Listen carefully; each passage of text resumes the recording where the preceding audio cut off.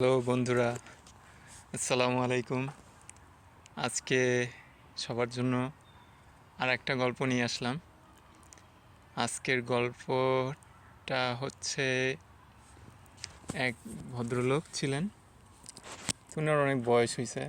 ওনার উনি অনেক ধনী। উনি অনেক সম্পদ উপার্জন করেছিলেন সারা জীবন কাজ করে। অনেক টাকা পয়সা, অনেক মান সম্মান, অনেক প্রভাব প্রতিপত্তি ছিল তার। তো উনি 3টে বিয়ে করছিলেন। প্রথম বউটা যখন ছিল তখন অনেক অল্প বয়সে বিয়ে করছিলেন প্রথম বউ। দ্বিতীয় বউ যখন ওনার অনেক টাকা পয়সা হয়েছে, ওই সময় উনি কম বয়সী আর একজন ভদ্রমহিলাকে বিয়ে করেন। আর 3 নম্বর বউ একেবারে জীবনের শেষ দিকে, যখন উনি অনেক প্রভাব প্রতিপত্তি হয়েছে, তখন উনি অনেক অল্প বয়সী একটা মেয়েকে, হয়তো 18-19 বছর বয়সের একটা মেয়েকে উনি বিয়ে করেন।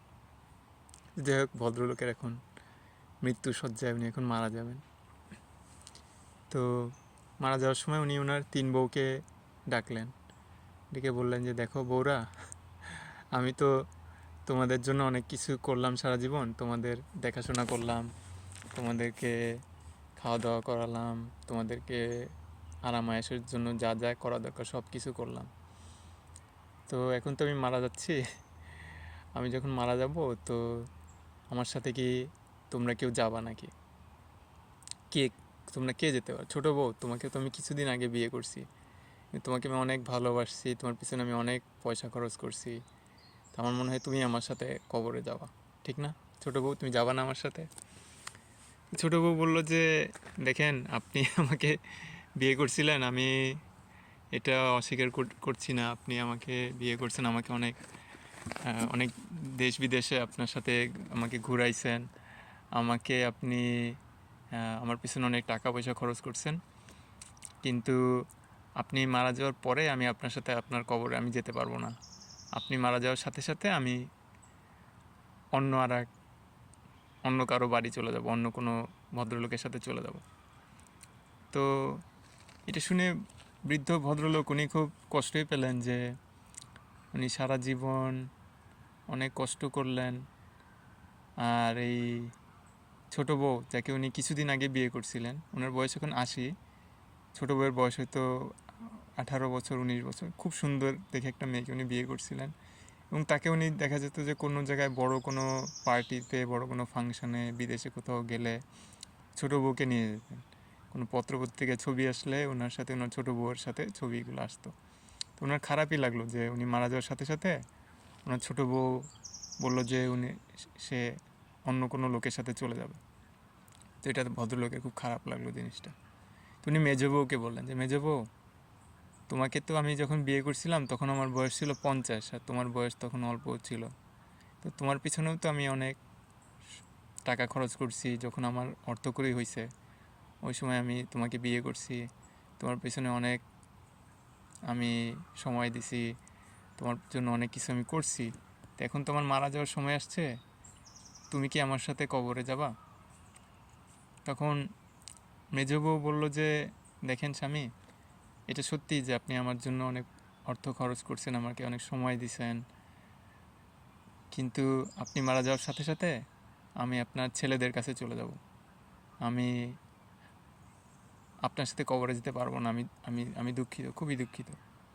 তো লোকটা শুনে খুব কষ্ট পেল যে আমি এর জন্য এত কিছু করলাম, এত সময় অর্থ খরচ করলাম, এত পরিশ্রম করলাম, আর এ বলে কি না আমি মারা যাওয়ার সাথে সাথে আমার ছেলেদের সাথে চলে যাবে। তো খুব খারাপ লাগলো।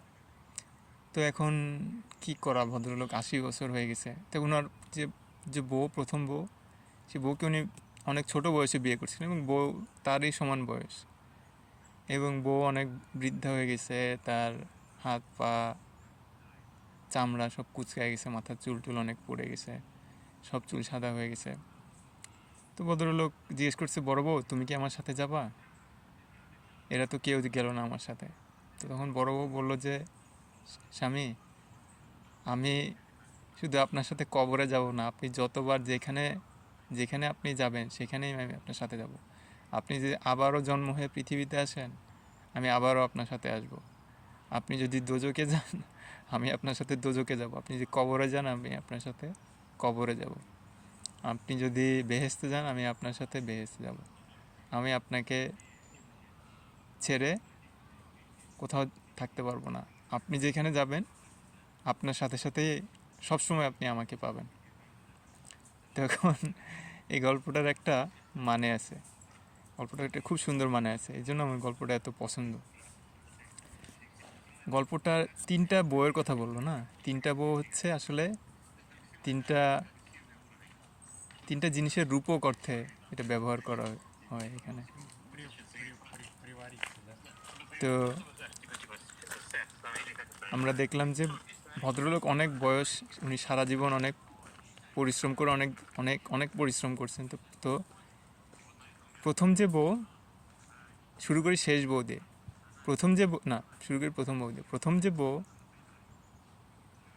সেই বউটা হচ্ছে উনি সারা জীবন যেসব কাজ করছে, যেসব ওনার আমল নামা, যেটা বলে কর্মফল, আমল, সেটা হচ্ছে প্রথম বউ। আর মেজ বউ, যাকে উনি 50 বছর বয়সের সময় বিয়ে করছে, ওইটার মানে হচ্ছে ধন সম্পদ, টাকা পয়সা, ধন সম্পদ যা যা আছে। আর যে ছোট বউ, যে এটাকে উনি, এই ছোট বউকে উনি বিয়ে করছে যখন ওনার বয়স 75-77 বছর বয়স। তখন খুব সুন্দর দেখে একজন ছোট বউকে বিয়ে করছে। এটার মানে হচ্ছে, এইটা হচ্ছে প্রভাব, প্রতিপত্তি, সম্মান, খ্যাতি, এইসব। তো উনি মারা যাওয়ার সাথে সাথে ওনার যেসব প্রভাব, প্রতিপত্তি, সম্মান, এগুলা অন্য কারো হয়ে যাবে, অন্য কেউ ওই জায়গাটা নিয়ে নেবে। উনি যদি ওখানে বড় খুব প্রভাবশালী মানুষ হন, কিন্তু সেই প্রভাবশালী মানুষ মারা যাওয়ার সাথে সাথে সমস্ত প্রভাব তার সাথে কবরে চলে যাবে না, ওইটা আর একজন প্রভাবশালী মানুষের উত্থান হবে, সেই প্রভাবশালী মানুষটা সেই প্রভাবটা নিয়ে যাবে। আর যে মেজ বউ, যাকে উনি পাইছিলেন ওনার বয়স যখন 50-55 বছরের দিকে, এটার মানে হচ্ছে টাকা পয়সা, ধন সম্পদ, এইসব জিনিস। তো টাকা পয়সা, ধন সম্পদ মারা যাওয়ার সাথে সাথে কোনোটাই ওনার সাথে যাবে না, ওইগুলো ওনার সন্তান সন্ততি আরও যারা যারা আছে তাদের কাছে চলে যাবে। তো মেজ বউ চলে যাবে হচ্ছে ছেলে মেয়েদের সাথে, ওনার ছেলেদের সাথে চলে যাবে। আর যে বড় বউ ওনার সাথে জন্মান্তরে থাকবে, এটা হচ্ছে কর্মফল। তো উনি যদি ভালো কাজ করে থাকে, ভালো কাজটা ওনার সাথে যাবে, ভালো কাজের জন্য উনি বেহেশতে যাবে। আর যদি উনি ভুল কাজ করে থাকে, তাহলে ভুল কাজের জন্য উনি দোজখে যাবে। কর্মফল থেকে কারো নিস্তার নেই। ধন সম্পদ সাথে যাবে না, ধন সম্পদ দিয়ে আমরা একসময় যেসব প্রভাব, প্রতিপত্তি যেগুলো অর্জন করব, সেগুলোও দেখা যাচ্ছে যে আমার সাথে যাবে না কবরে। সাথে যাবে সেই যে, যাকে আমি জীবনের শুরুর থেকে আমার সাথে ছিল, আমার যা যা কর্ম, আমার যা যা আমল, সেই সব জিনিসই একমাত্র, সেইগুলোই হচ্ছে একমাত্র সম্বল, সেইটাই একমাত্র সাথে যাবে, এছাড়া সব কিছু অন্যদের হয়ে যাবে। আশা করি আপনাদের গল্পটা ভালো লাগছে। আপনারা গল্পটা শোনার পরে আপনাদের মনে যেন একটা চিন্তার উদ্রেক হয় যে আসলে এই যে আমরা এত মেজ বউ, ছোট বউ, অর্থ সম্পদ, প্রভাব প্রতিপত্তির পেছনে যে এত কিছু করতেছি, এগুলোর তো আমার সাথে কেউই কবরে যেতে চাচ্ছে না। তাহলে এগুলোর জন্য কি আমার এই যে এত সময় পরিশ্রম, অর্থ ব্যয় করতেছি, এটা কি আসলে আমার জন্য বুদ্ধিমত্তার কাজ, নাকি আমার জন্য বুদ্ধিমানের কাজ হবে আমার আমল নামা, আমার কর্ম যেন সঠিক হয়। জন্ম হোক যথাযথা, কর্ম হোক ভালো। যদি কর্ম ভালো হয়, তাহলে আশা করা যায় যে সে ভালো কর্ম, ভালো আমল আমার সাথে কবরে যাবে, আর সেটা থেকে আমার উপকার হবে। সবাই ভালো থাকবেন। সবাইকে মা দিবসের শুভেচ্ছা। আজকে মা দিবস। আল্লাহ হাফিজ। আবার দেখা হবে অন্য একটা গল্প নিয়ে।